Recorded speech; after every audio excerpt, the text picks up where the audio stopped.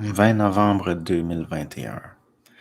Hier, j'ai réécouté le dernier direct. Il y a quelqu'un qui m'avait demandé, il dit qu'est-ce qu'on va faire quand les vieux vont être rendus à se pisser dessus, puis il y aura personne pour s'en occuper. Puis finalement, j'ai ramené ça à moi.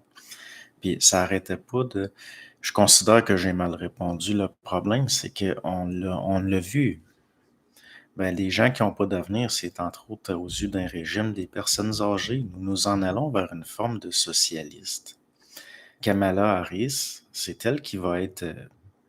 C'est elle, je veux dire, par rapport à tout ça, l'humanité n'a pas appris de ses erreurs, c'est-à-dire que nous ne sommes pas capables de rentabiliser la mémoire pour en faire de la conscience, et puis nous nous en allons mondialement vers une forme de socialisme planétaire. Et ça ne peut pas faire autrement que d'amener à une catastrophe qui va nous faire intégrer dans la souffrance expérimentale le fait que ce n'est pas intelligent.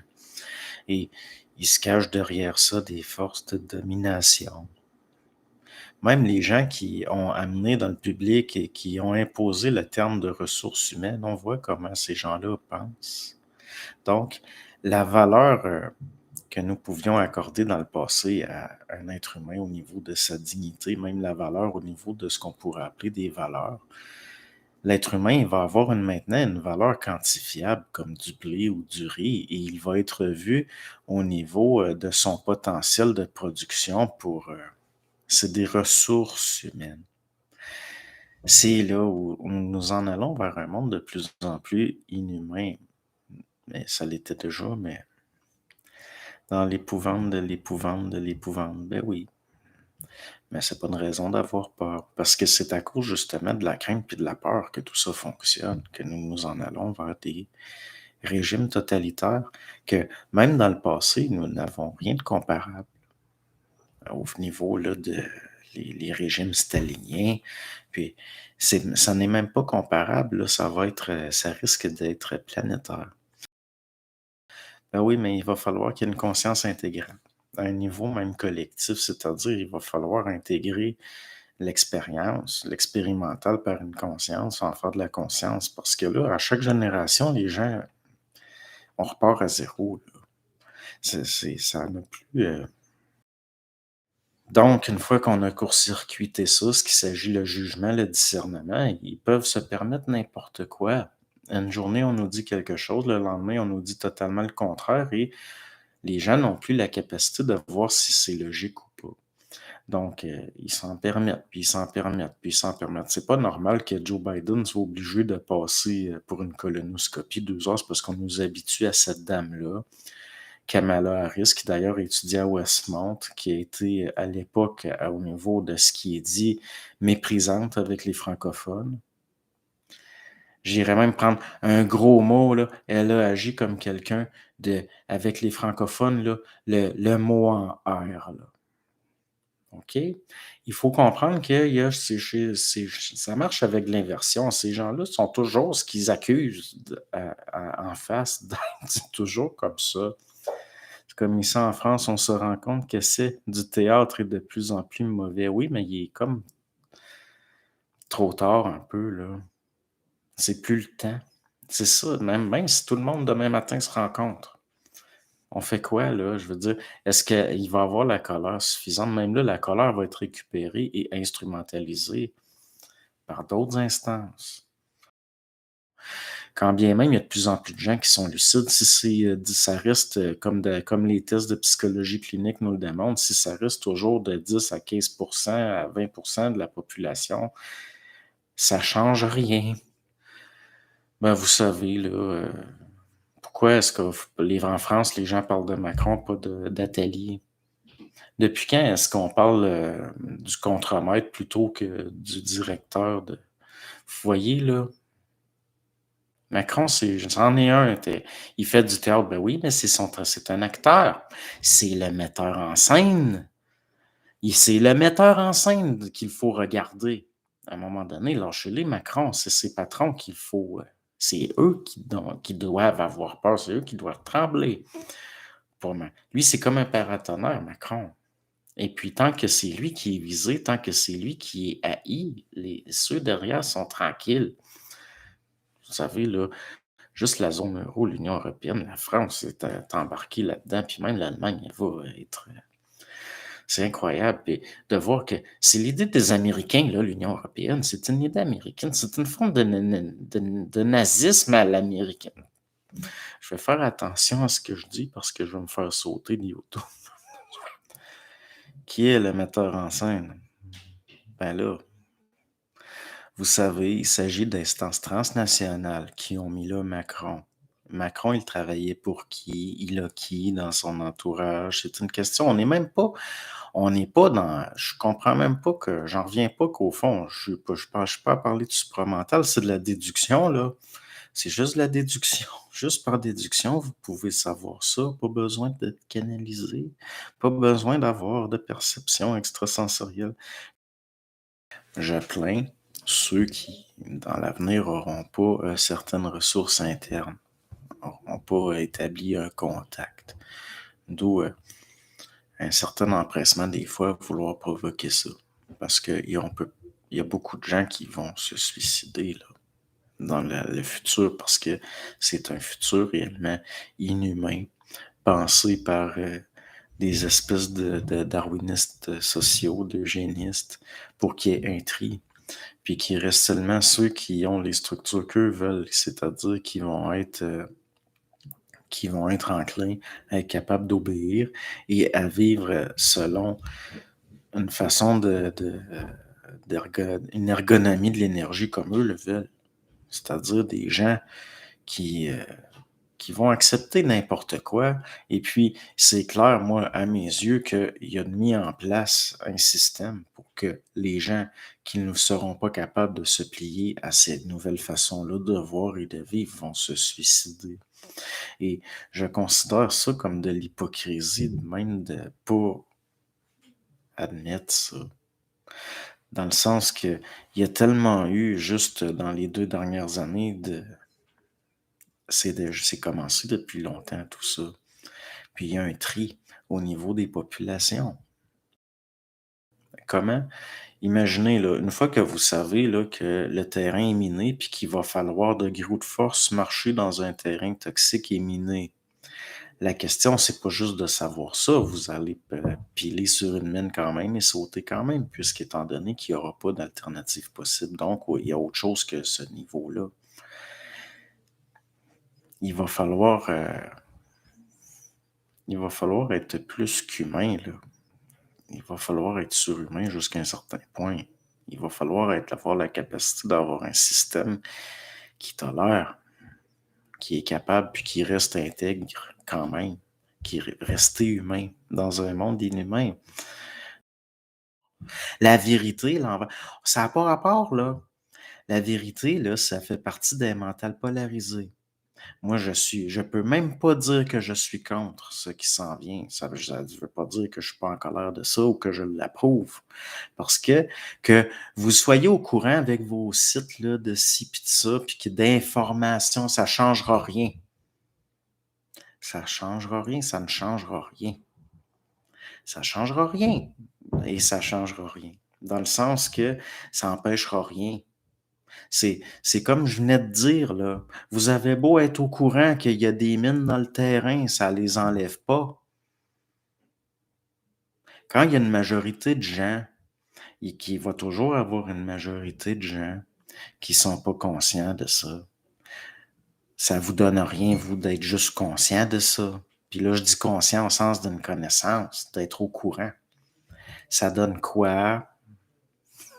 Ça va donner quoi?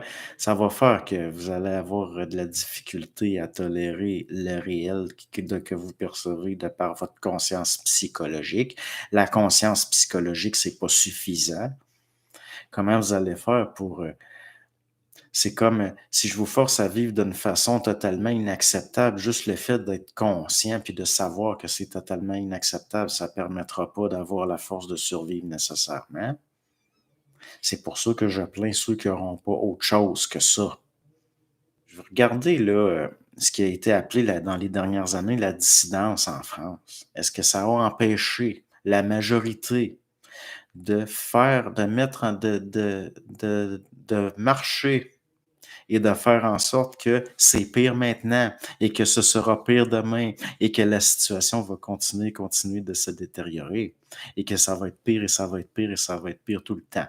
Il va y avoir des petites phases d'accalmie, de repos.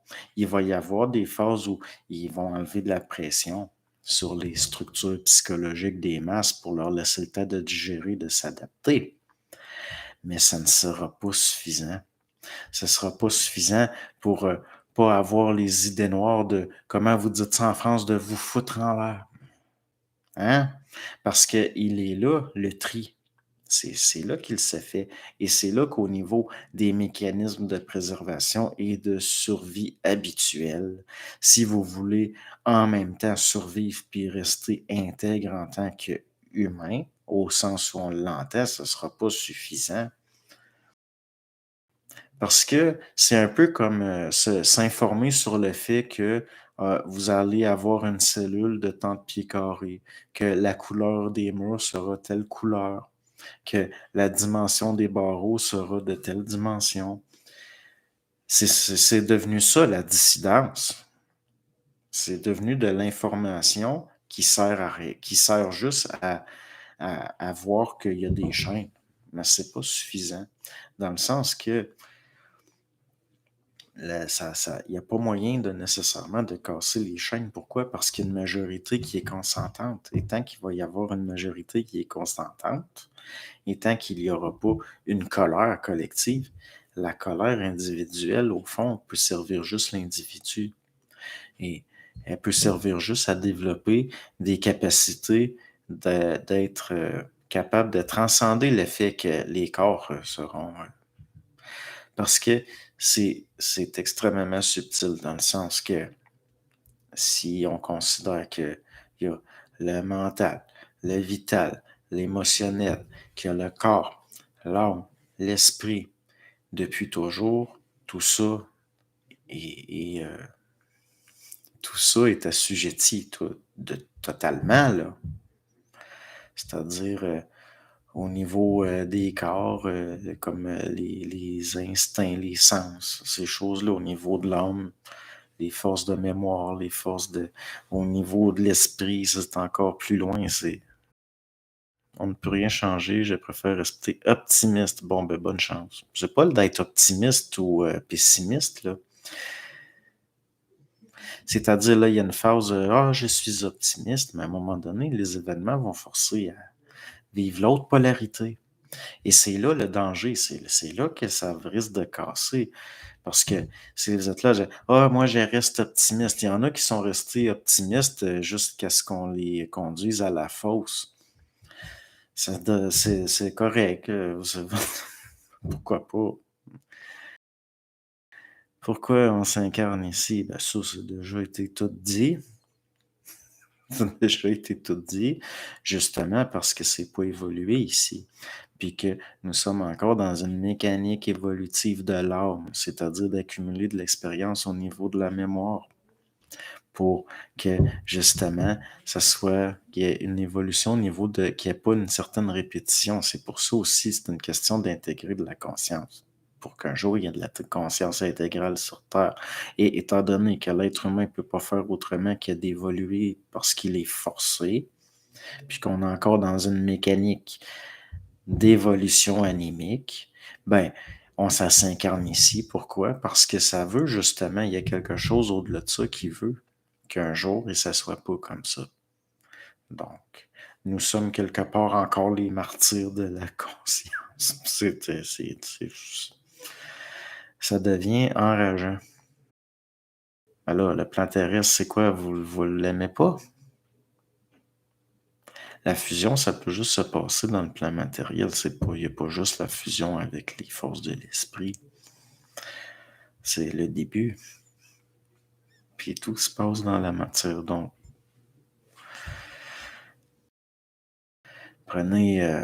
c'est juste que c'est un peu moins, on est un peu moins con qu'avant.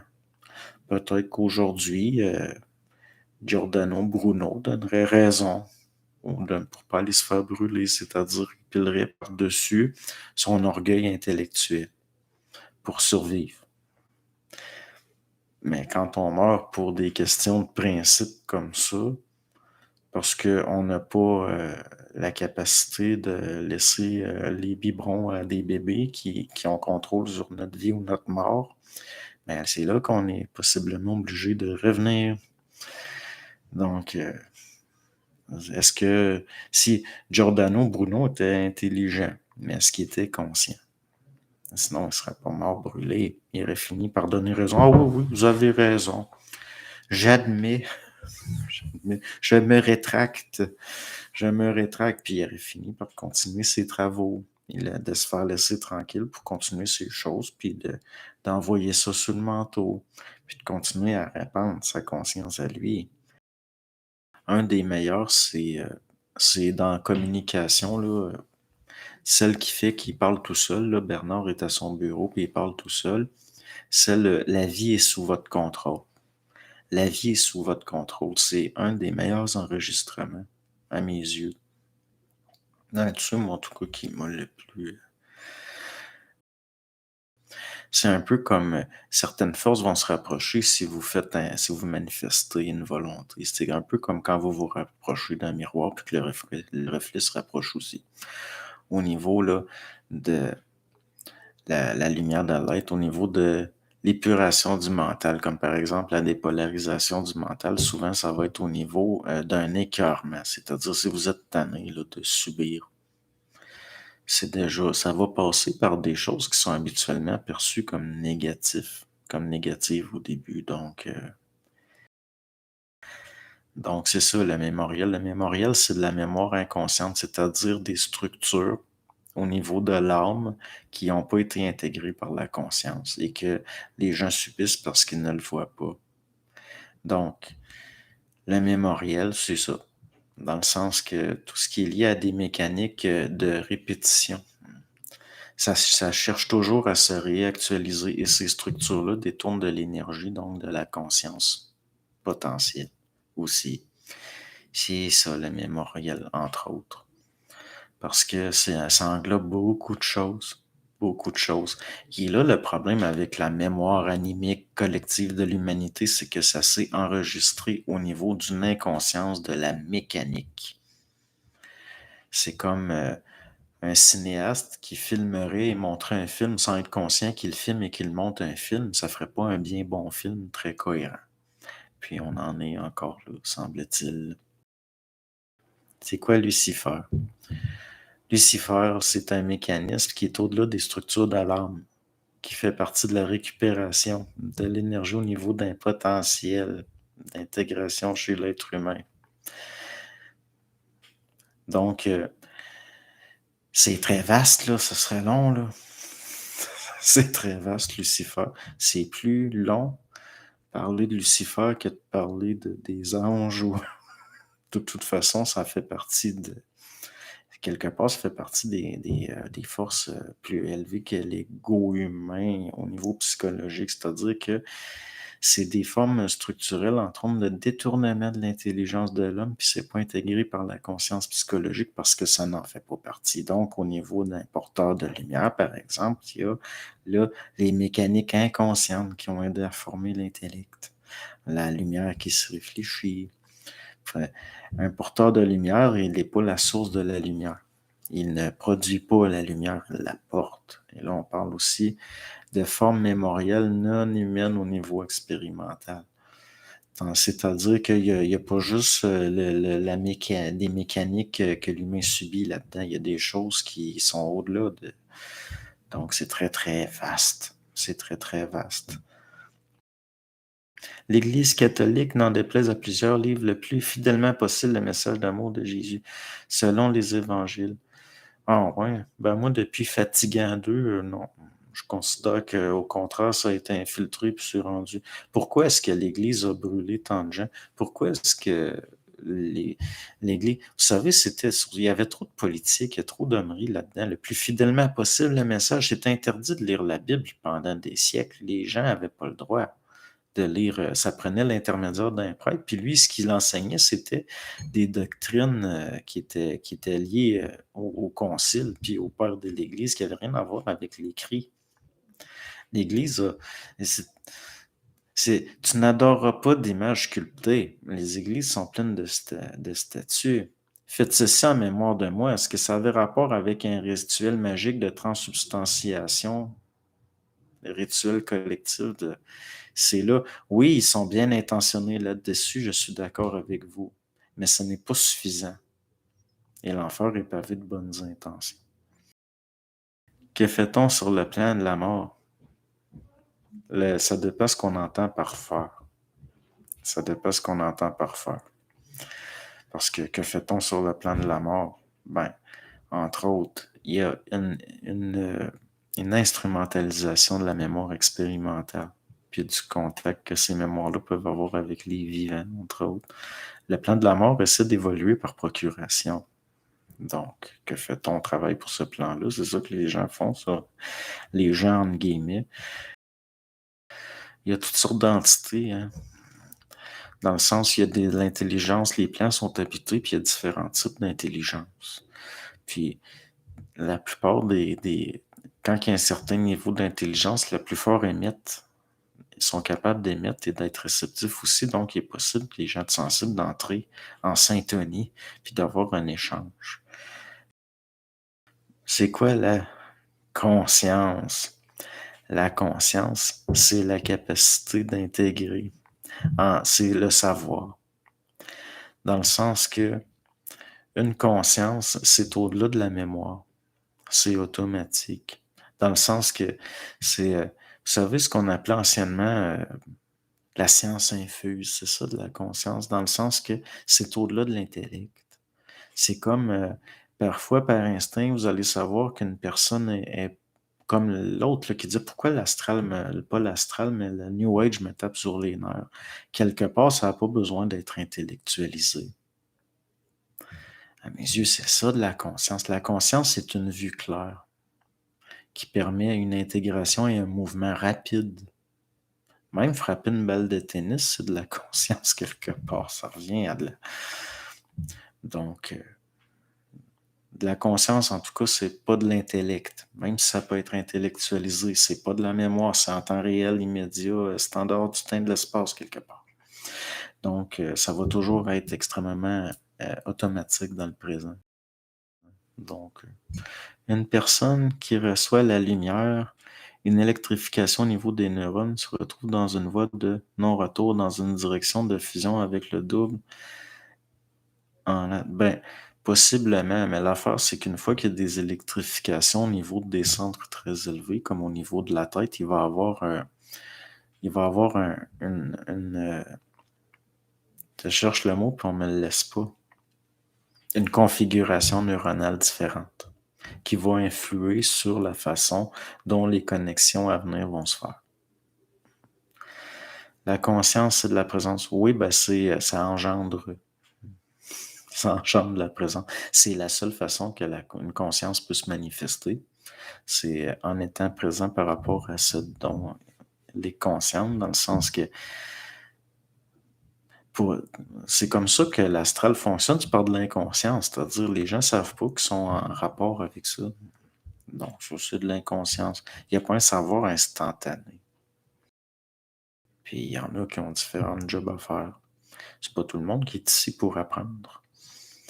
Dans le sens que il y a apprendre dans le sens d'intégrer, puis il y a apprendre dans le sens de générer de l'expérimental qui va être enregistré sur d'autres plans, puis qui sert dans le subtil. On est là pour les autres plans, parce que les autres n'ont pas la capacité d'être multidimensionnels comme dans l'incarnation. On ne peut pas fusionner ailleurs. C'est le seul plan, la matière de l'incarnation, où on peut créer de l'expérimental. L'esprit va coloniser la matière, mais il ne peut pas le faire en tant qu'esprit. Donc, il y a l'âme, puis là, il va avoir le corps. Puis l'être humain, au niveau de, vu qu'ici, est dans une linéarité espace-temps, le système nerveux se construit selon les réactivités, puis les stimuli. Ben, l'être humain, pour générer de la conscience puis de l'intégration de force, il va être assujetti au début par les forces de la matière, entre autres. Qui nous dit que l'enseignement supramental qui place l'homme au centre de tout pour en faire son propre Dieu ne serait pas un poison vif pour l'esprit? Parce que c'est pas du luciférisme, le supramental, puis que c'est complètement faux que le supramental place l'homme au centre de tout pour en faire son propre Dieu. Ça n'a rien à voir. Parce qu'au niveau des formes, là, il y a un petit problème d'interprétation au niveau du psychologique. Parce que l'homme en tant qu'ego n'est rien. Dans le sens que c'est la multidimensionnalité, puis la multidimensionnelle met un centre là-dedans. Il y a une différence entre un terminal et un mettre au centre de tout. C'est, il y a une interprétation psychologique liée à des vieilles mémoires, à ce que je vois là-dedans, là. Parce que vous faites du supramental une possible hérésie luciférienne en me présentant ça comme ça. C'est quoi la source de ce qu'on appelle anciennement Dieu? C'est ça le centre de tout, pas l'homme. OK? Donc, c'est ça le- un soleil au-delà de notre soleil, en dehors du temps et de l'espace, qui est source de tout. Tellement intelligent qu'il peut pas, que c'est même pas de l'intelligence comme on le conçoit. Donc, l'invisible devient visible à mesure qu'il y a une intégration. Donc, voir dans le visible, c'est pas dans l'invisible, c'est pas nécessairement un phénomène visuel au sens où on l'entend. Juste le fait de savoir quelque chose, puis juste de pas répéter certaines erreurs subtiles au niveau psychologique, c'est déjà une partie d'intégration d'une mécanique. Ça revient à voir dans l'invisible. Un peu comme l'aveugle peut voir dans l'invisible, ne serait-ce que par l'intermédiaire de sa capacité tactile puis de son ouïe. Donc, c'est développer quelque chose. C'est ça, voir dans l'invisible. C'est une perception extravisuelle, au fond, puis une capacité de savoir par rapport à... C'est comme un aveugle connaît parfaitement sa maison, même s'il la voit pas. C'est un peu comme si le plan matériel, c'est un peu une base puis un rebond. Puis c'est par l'ego que c'est très subtil, là, parce que l'ego a été énormément dénigré, alors que c'est un des véhicules les plus perfectionnés, les plus subtils. Le problème, c'est que la capacité de l'ego à se voir lui-même a engendré l'intellect. Et c'est là qu'il y a une subjectivité qui s'est construite à travers la mémoire dans l'âme. Et puis, donc, l'ego au niveau supramental, c'est une lentille, évolutivement polluée. OK. Des phénomènes anormaux s'effacent partiellement de notre mémoire. Ça, c'est intéressant. Parce qu'il y a certaines choses qui font pas partie, qui sont nouvelles, qui font pas partie de l'expérience collective de l'humanité. Donc, il n'y a pas de référent. Ça fait pas partie de l'expérience normale.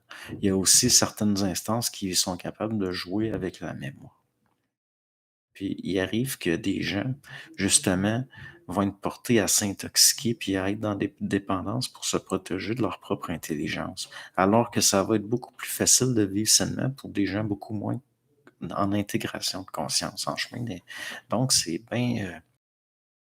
Iso parle des trois gardiens avec trois épreuves différentes que nous devons réussir pour aller dans l'éthérique lors de notre mort. Y a-t-il... Ben là, c'est pas dur d'aller dans l'éthérique, il y a qu'à avoir l'intégration de la conscience au niveau de ne pas être attiré par l'astral, de ne pas être assujetti à la vibration ambiante très forte de l'astral qui est capable de soumettre magnétiquement les mémoires de la personnalité et de l'ego, puis vous irez pas. De toute façon, ça irait contre les lois du monde de la mort. Parce qu'en tant que mémoire, si vous avez réellement intégré de la conscience réelle, ils ne seront pas capables de supporter ça. Ou là où vous allez aller dans l'astral, vous allez démonter de la mémoire. Donc, c'est pas dur d'aller dans l'éther. Je ne la pogne pas, là. Les trois gardiens avec trois. Ça dépasse qu'au-delà de la forme. Il faudrait que je l'écoute. Mais c'est pas dur pour aller dans l'astral dans le sens que si vous avez pas. C'est une question de nature au niveau de l'énergie qui va au niveau de votre corps éthérique. Dans le sens que il va y avoir une dichotomie fréquentielle au niveau de l'astral. Donc, quelqu'un qui a intégré de la conscience réelle, il n'est pas obligé d'aller dans l'astral parce qu'il ne sera pas magnétisé, mesmérisé par l'ambiance qu'engendre l'astral, puis qui devient une lumière, et qui devient une lumière entre guillemets, une lumière irrésistible comme des papillons de nuit vers une ampoule électrique. C'est ça l'astral. C'est comme ça que ça fonctionne. Si en tant que papillon de nuit, vous savez que c'est pas de la lumière, que vous êtes capable de reconnaître de la lumière puis une mémoire de la lumière, que vous faites la différence entre de la lumière puis de la mémoire de lumière ou de la projection de la lumière réfléchie, vous n'irez pas dans l'astral. C'est pas comme les hommes anciens qui pensaient que la Lune émettait de la lumière au lieu de la réfléchir, tout simplement. L'astral, rien qu'à pas y aller. Si vous avez la capacité de pas y aller, vous irez pas. Si c'est intégré, si c'est resté, si vous avez la vibration de pas y aller, ça marchera pas, là. Ils réussiront pas. Comme si vous êtes mourant puis vous voyez commencer à avoir des morts autour de votre lit, puis que vous avez la capacité de savoir ce qu'ils sont, ils pourront pas vous servir de guide. Ça marchera pas, ils vont s'en aller. Votre propre lumière vivante qui s'émet encore va les chasser, puis ils n'auront pas la capacité de rester parce que vous allez émettre au niveau de la pièce où vous êtes en train de mourir un champ qui va protéger vos corps pendant le transfert sur les plans. Donc, combien de temps l'épuration du mental a duré pour toi? C'est pas fini. C'est loin d'être fini, là. Moi, je suis pas. Les gens me surestiment. Il y en a qui me sous-estiment, puis il y en a qui me surestiment. Je suis en processus de dépolarisation de mon mental. Puis j'ai de la misère. Puis je trouve ça difficile parce que j'ai une forte personnalité. Donc, c'est dur. Puis c'est loin d'être fini. Je manque de diplomatie des fois. C'est peut-être pour ça que j'ai quelque chose de policé, puis d'être diplomate pour... j'essaie de contrer ça. Ben aussi, si ma personnalité n'était pas là, j'aurais pas le front de venir parler en public. J'aurais pas le front de parler. Ça me sert aussi, donc, pas le polariser non. Ressentez-vous une gratitude de vivre? Hmm, ben, je sens que je vis. Je sens la vie, je sens des choses, mais la gratitude, ça tombe dans le subjectif. Gratitude envers les plans, envers envers le fait que je brase la merde, j'ai cette possibilité-là. Bon, pourquoi pas? Non, c'est sûr, si vous avez des émeraudes qui ont aucun défaut avec un nombre de carats intéressant à m'envoyer, là, je vais vibrer. Non, c'est une blague. Vous savez, tout ce qui est matériel, tout ce qui est matériel quelque part est minéral. Dans le sens que ça a rapport avec la Terre. Dans le sens, pas la Terre, la planète, pas la Terre, l'élément, mais la Terre, le plan. Dans le sens, le plan matériel. La minéralisation, la densification, donc. Vous savez, même un gaz peut être comprimé, devenir un minéral. Donc, même l'air, même l'eau. Si vous faites geler de l'eau, vous venez de créer un cristal. Donc, tout est minéral. Il y a juste certains principes dans le plan matériel de transmutation, comme par exemple la chaleur, le froid. Là, on ne parle pas de minéraux, mais de principes. Mais il reste qu'au niveau substantiel, matériel, tout est minéral. Tout ce qui est dense. Je suis beaucoup sur l'autorégulé, dans le sens, il y a des choses que j'intellectualise pas, parce que j'ai l'impression que ça va plus vite, de pas y penser, même de pas s'intéresser à certaines choses des fois. Connais-tu les 7 rayons, les 7 alephes? Ça, c'est quelque chose que j'ai jamais compris. Les 7 rayons de conscience. Aleph, encore on va en parler, l'aleph, parce que pour moi, il y a un aleph. L'aleph. L'aleph, c'est le principe de multitude dans l'unité. C'est pour ça que la première lettre de l'alphabet hébreu, c'était l'alef et on disait que l'alef contenait tout l'alphabet. Donc à mes yeux, l'alef, c'est un principe unitaire de la multitude. Donc les 7 rayons, c'est un peu comme l'arc-en-ciel, c'est-à-dire il y a là une division de la lumière. Donc, il peut pas faire autrement que d'y avoir qu'un seul aleph au fond, mais l'être humain, comme il diffracte la lumière, il y a 7 rayons, puis il voit 7 aleph. Mais l'aleph est un principe d'unité, de la multitude dans l'unité. Donc, les 7 rayons, j'imagine qu'on pourrait les raccorder à cette longueur d'onde, puis à cette couleur, mais au fond, il doit y avoir qu'un seul. On doit finir. S'il y a une intégration de ça, l'histoire des aleph, il va y avoir qu'un seul principe à un moment donné, qui peut se résumer à trois principes qui, par permutation, peuvent engendrer tout le reste.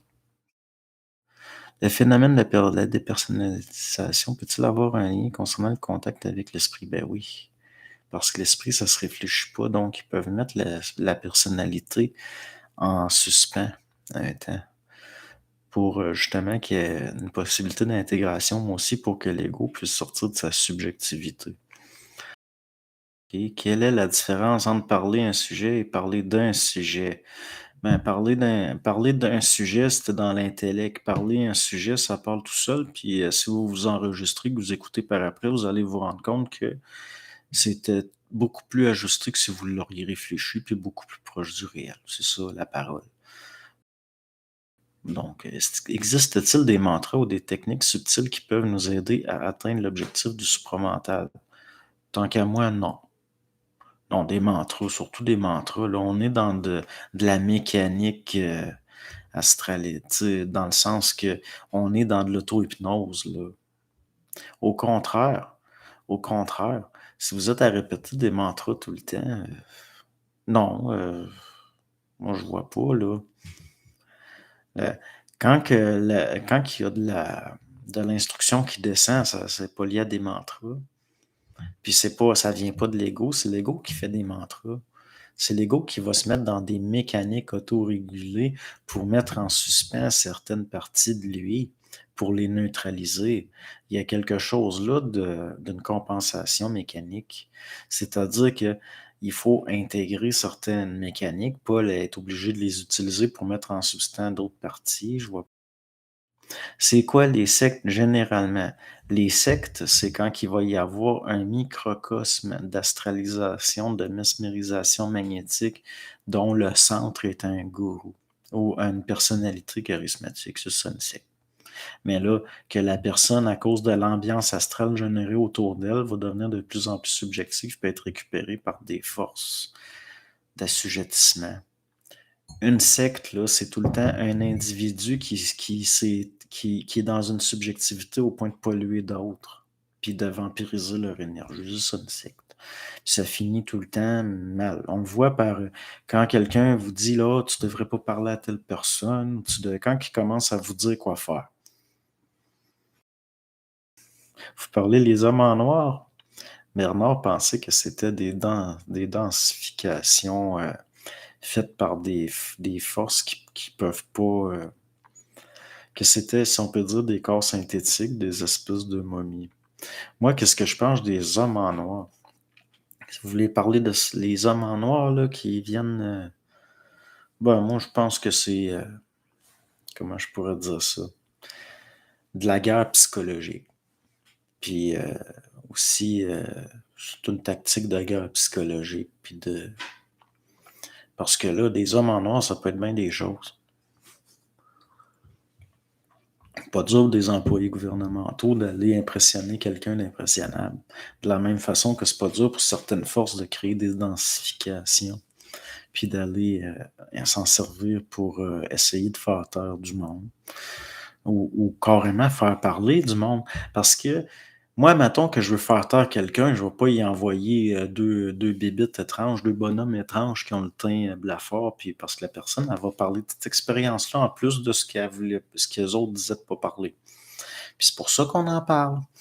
Donc, c'est quoi qu'il y a derrière ça? Ça peut être bien des choses. Moi, ça ne m'a jamais vraiment intéressé, les bonhommes. Vous savez, La magie, c'est la capacité de densifier de l'énergie. Donc souvent, ils savent comment faire de l'argent, ils savent comment c'est pas nous qui va choisir d'être supraconscient, à mon avis, ben non. Moi, si j'avais choisi, ce que je voulais faire, je serais pas là, là.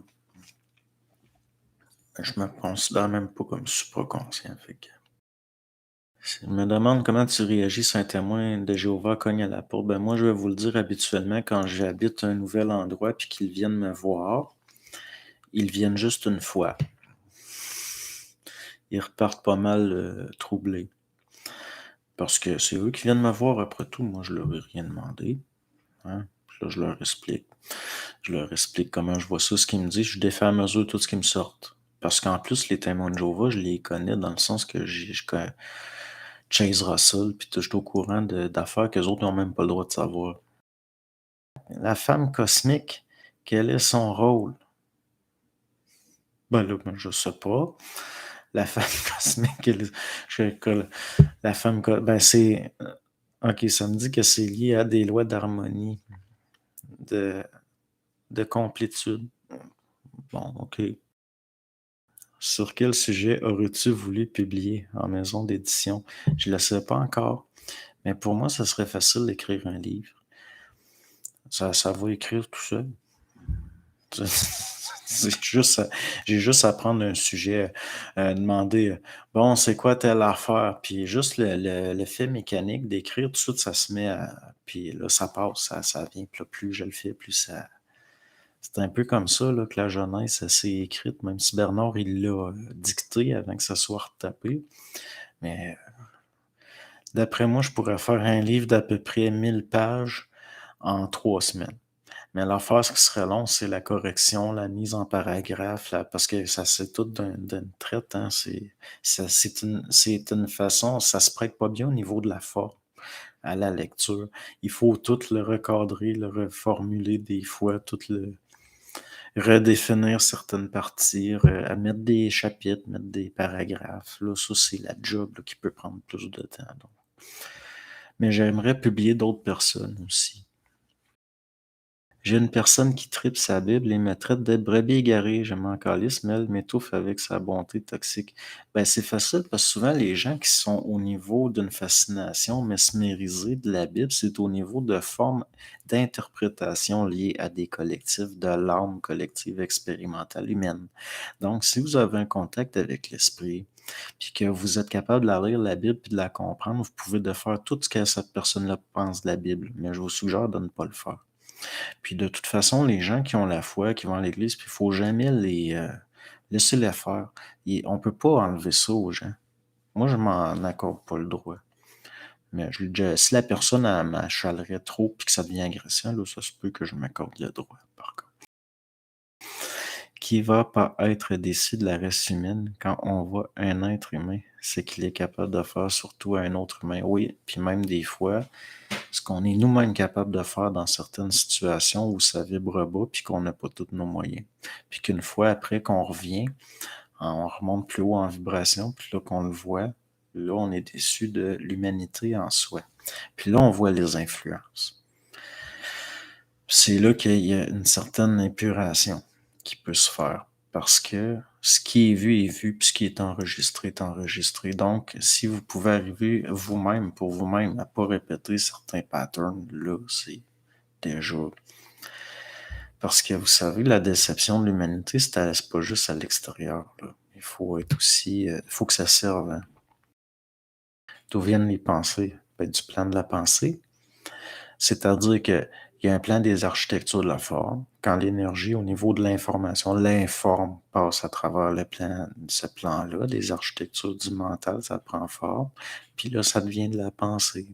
L'ego est une densification au sens d'une cristallisation. Quand l'énergie passe à travers, qu'elle devient psychique, elle devient de la pensée, puis là, elle va être intellectuée par la mémoire, puis ça va prendre forme. Mais la pensée en elle-même vient au niveau là, de sa source, là, si vous voulez, ça vient de l'informe, c'est de l'information, c'est-à-dire que ça va prendre forme en passant à travers les corps puis les plans. Puis c'est là que ça peut être intercepté ou envoyé ou dirigé parce que les plans sont habités. Donc, la pensée a son propre monde. C'est-à-dire que à un moment donné, on va peut-être se rendre compte de ça. En tout cas, je l'espère. Il y a des gens, il faut qu'ils vivent leur programmation puis qu'ils meurent dans leur boîte parce que c'est lié à c'est une question de respect aussi de la personne pour sa programmation, de la personne pour son expérience à elle. On peut pas commencer à vouloir déprogrammer ou reprogrammer les autres. Puis vous verrez que ça marche pas comme ça non plus. Puis si jamais ça marche, là, c'est parce que vous êtes, il y a de quoi qui marche pas dans le sens que c'est là que c'est dangereux qu'il y ait des dérives. Parce qu'à mes yeux, si les religions organisées sont sataniques, c'est pour des raisons de domination par l'âme et la mémoire. Puis si les gouvernements sont lucifériens, c'est pour d'autres raisons. Mais à mes yeux, prenez, nous sommes assujettis au niveau de notre propre corps par des forces animaliennes, ensuite à notre âme, au niveau de notre âme par des forces sataniques, puis après ça, au niveau de notre esprit par des forces lucifériennes, puis on est empêché tout le temps. C'est normal que l'intelligence réelle se manifeste par de la colère et de la frustration jusqu'à un certain sens quand on est encore dans la personnalité puis dans l'ego. C'est au niveau le vital, l'émotif, c'est à tous les niveaux. Donc, c'est certain que cette trinité-là inversée, il va falloir qu'il se reflète dans les miroirs d'un ego à pacifier. À un moment donné, il faut que ça éclate. Puis c'est bien correct. Donc, aurais-tu une interprétation karmique vis-à-vis de ce qui se passe en Mongolie ou avec les Ouïghours? Oui, ben oui. Et oui, parce qu'à la chute des mines, ce sont les Ming, c'est les Ouïghours en tant qui ont créé la langue pour les Mandchous qui ont pris le pouvoir. Et aujourd'hui, ils vont le payer très cher, ça. Puis le pire, c'est que c'est un karma collectif. Mais c'est eux qui ont donné les moyens administratifs à des barbares du Nord pour s'emparer du pouvoir d'un territoire. Puis de créer une dictature, de mettre à terre une civilisation qui avait atteint un haut niveau de raffinement. Mais les Ouïghours ont participé il y a longtemps. C'est eux qui ont créé la langue écrite pour les Mandchous. Donc oui, il y a un retour. Puis pour ce qui est les Mongols, eux aussi, ont du karmique par rapport au territoire qui est la Chine. Donc, oui, tout se paye. Puis tout ce qui est fait collectivement va se payer collectivement. Puis le pire, c'est que des individualités vont payer dans le à travers le collectif dont elles font partie. Donc, mais oui, ce sont les Ouïghours qui ont créé la langue écrite mandchoue pour l'administration à la chute des Ming. Ceux qui aiment l'opéra cantonais, là, l'opéra de la Princesse Flore, qui est mon opéra préféré cantonais, il y a quand la Princesse Flore, puis le prince se suicide parce que c'est la chute des Ming. Ils savent qu'ils vont aller dans l'astral, ce qu'ils appellent le paradis des Ming et tout.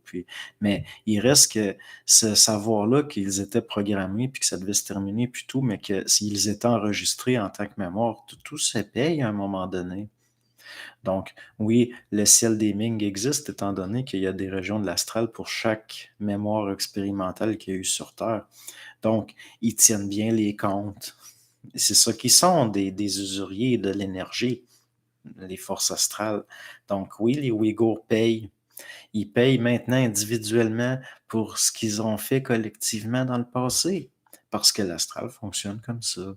Mais pourquoi accepter de se soumettre à collaborer avec les Mandchous alors que il y avait, vous savez, il y a une ingratitude qu'il y a eu là envers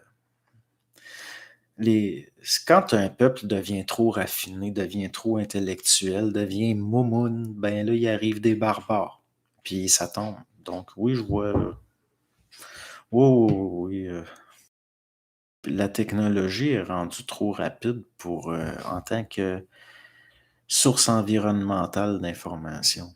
Puis le système nerveux est assailli tout le temps et donc il se forme mal. Et nous n'avons pas intégré dans notre éducation des masses la capacité de transmettre, une capacité d'être centrique et de gérer l'énergie nerveuse. Donc, ça donne ce que ça donne.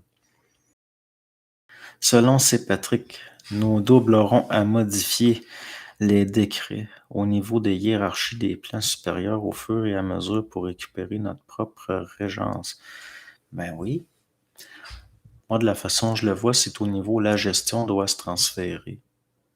À mesure qu'il y a une densification en bas, la gestion doit se transférer. Puis c'est ça la conscience intégrale. C'est pas pour rien que des fois, il y a des choses comme Daniel Kem, j'écoutais ce que Daniel Kem disait, puis là, il dit quelque chose que ça, je le sais que c'est ça. Mais ça m'est arrivé au niveau de ma subjectivité de me dire, peut-être que je l'ai perçu, puis je l'ai vu parce que lui avait descendu l'information, surtout quand il s'agit de quelque chose de totalement nouveau, qui fait pas partie de la mémoire expérimentale collective. Là, à ce niveau-là, c'est pour ça que c'est difficile. Il y a certaines choses qui vont être canalisées par certaines personnes. Vous voyez que c'est réel, puis, mais il faut réécouter, le regarder plusieurs fois, sinon la mémoire, ça veut pas s'imprimer. Ça veut pas, parce que ça fait pas, il y a pas de, il y a pas, là, au niveau de l'impression dans l'âme, au niveau de, c'est pas suffisant, il y a quelque chose au-delà du formel, puis c'est là qu'on la mémoire nous joue des tours, puis dit voyons, qu'est-ce qu'il avait dit? C'est que je vais avoir la vibration d'avoir un mouvement, de parler, puis à mesure que je parle, il y a certaines choses aussi que je vais voir plus clairement. Puis je peux pas m'attendre à ce qui va m'être dit, puis il faut que je m'ajuste à chaque chose que je lis. Puis c'est en étant obligé comme ça d'exercer beaucoup mon déplacement, si je puis dire, dans la fréquence, puis dans l'information, ça vient chez moi renforcer certaines choses.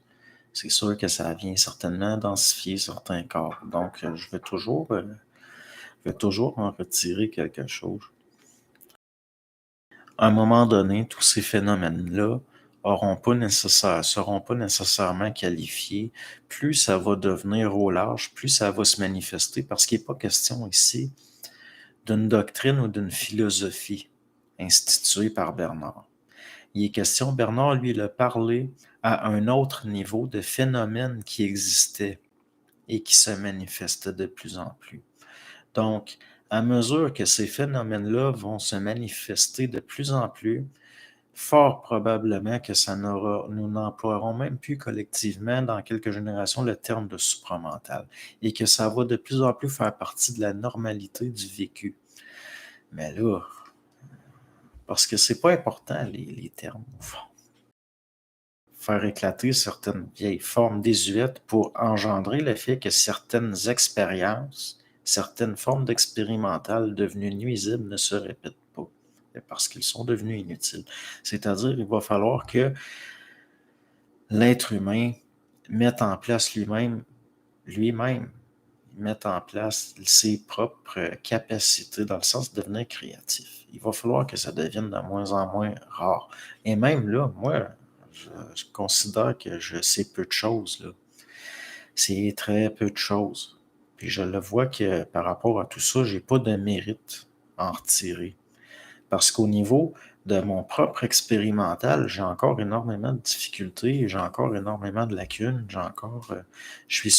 vois surtout, moi, ce que quelqu'un qui devient tranquillement, qui intègre, qui devient tranquillement évolutif, c'est de voir de plus en plus là où ça ne marche pas. Puis c'est ce qui fait pas notre affaire qui est important, le rendu là. Donc, mais pas au sens d'être négatif, pas au sens d'être pessimiste nécessairement. Aurais-tu la patience de nous redonner des combines pour transformer nos nuits en rêves lucides? Juste vous poser la question pendant le jour, à savoir est-ce que vous rêvez? Juste ça, vous allez finir, si ça devient une habitude, par le faire pendant que vous rêvez.